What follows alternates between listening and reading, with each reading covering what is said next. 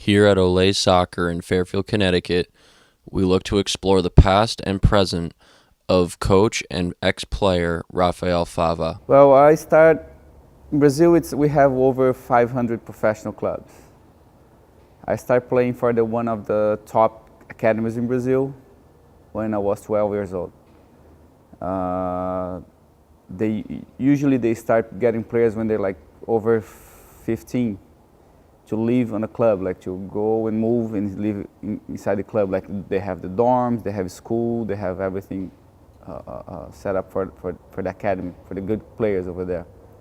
So I was one of the, I think, I haven't seen like a 12 years old kid living in a club right now, but when I was 12 years old, they came to my house, talked to my parents, and then my parents have to sign all these letters saying that they approve me they're okay to get me to live in the club and build me like as a professional soccer player.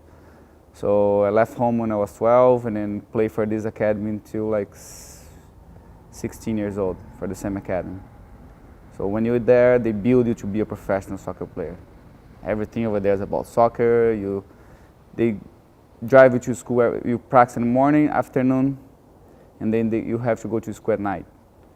So I think that was good for me. I learned a lot, not just about soccer, but about life and then how to be like a human being. And I think that was better than do a college, to be honest with you, because you learn a lot of different stuff with a lot of different people, and then that was really great. Yes, I've met Rafa personally for the first time back in 2011 when I was still living in New Jersey. I came up to do a friendly game to raise money for a charity, and then we end up playing on the same team. And it turned out that, you know, by talking after the game and interacting and everything, it turned out that we've had a lot of, friends in common back in Brazil that had played the game, had played professionally with him back in Brazil. And I had actually heard his name before in Brazil, but never got to meet him back there. So Rafa's during his youth development, he came out of one of the strongest soccer academies, strong youth soccer academies in Brazil. And then his path continued, during at the professional level, when he played not only some top first division professional clubs in Brazil, but he also got to play in Portugal, and got to experience European leagues, directly during his experience in Portugal. Rafa, an experienced goalie coach here in the United States, trains different types of players. Whether it be lower, intermediate, or high-level players, he trains very different types of goalies on many different occasions. Here we have the Weston, Connecticut high school goalie training for only his third year in soccer, converting from a football player previously. There was a huge coincidence that his mom and sister, they actually were living in Bridgeport at the time, so he would come eventually to Bridgeport to visit his family. So during his visit, one of these times, he decided, said, listen, it was kind of towards the end of his professional career. So he said, listen, during one of these visits, he was like, listen, I may consider, actually living here and stuff. So he made that transition. Coincidentally, and, luckily for us, Olay is located in Fairfield, right next to Bridgeport. And his first reference for soccer was Olay. So, Brazilian company, Brazilian owner, Brazilian coaches. I'm Brazilian, coming with that background, everything, tied up together, and luckily he started with us. Well, has been good so far because coaches bring me a little bit more, bring me back to how I grew up in Brazil, like playing soccer, and then this is what I did for my entire life, play soccer since I was like 12 years old. And teach the kids what I learned when I was a kid, and then what I learned in my entire life. It's something that make me happy. I feel better doing this, and then I think I don't miss play soccer professional level because I'm teaching right now, and it's still like I'm like in contact with soccer the whole time. I had around my entire career like 32 different coaches, professional coaches, and I learned a lot from that.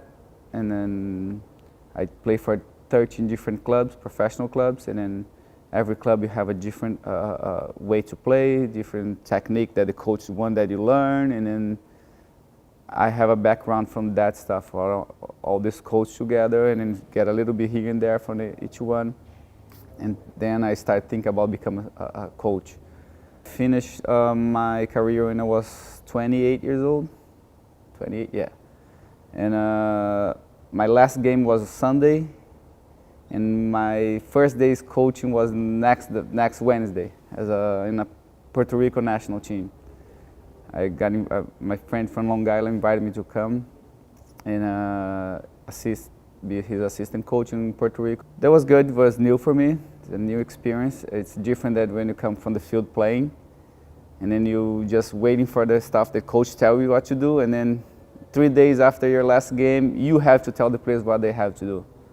And that was a challenge for me because I used to get information and go in the field and execute the information, and now I have to give information to the players and teach them how to go in the field and execute that process. So, well, one of the great lessons was how to treat the players. Like, I didn't like when my coach be rude and then yell me on the field, and when sometimes I don't understand what they're trying to tell me what to do, or even I don't know how to do that stuff they're telling me what to do.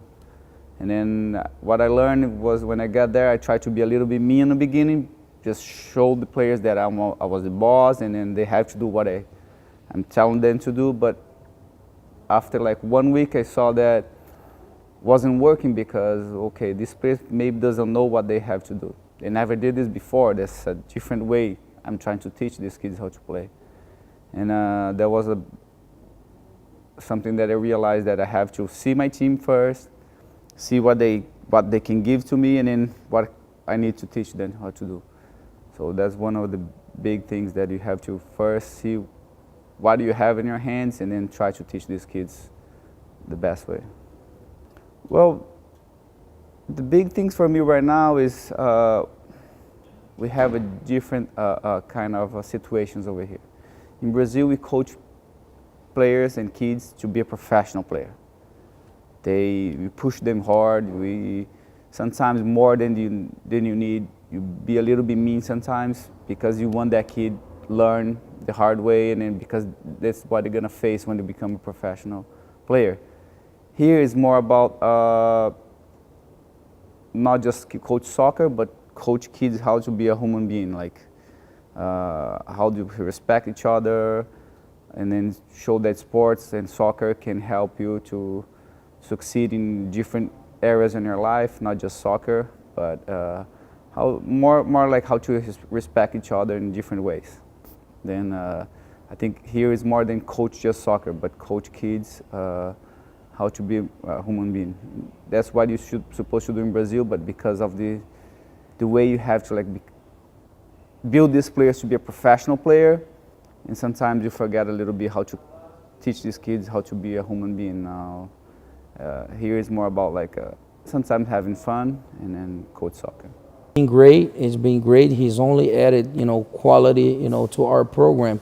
Besides knowing the game and, being able to share that experience, he has a great personality with the kids. The kids simply love him, and that's a good thing, because sometimes you're gonna find coaches with a lot of knowledge, but not a whole lot of touch to teach, to be patient with kids, to take them through that process. But Rafa has that too, so it's been a great experience, all around with him. Reporting from Olay Soccer in Fairfield, Connecticut for Sports SCM Sacred Heart.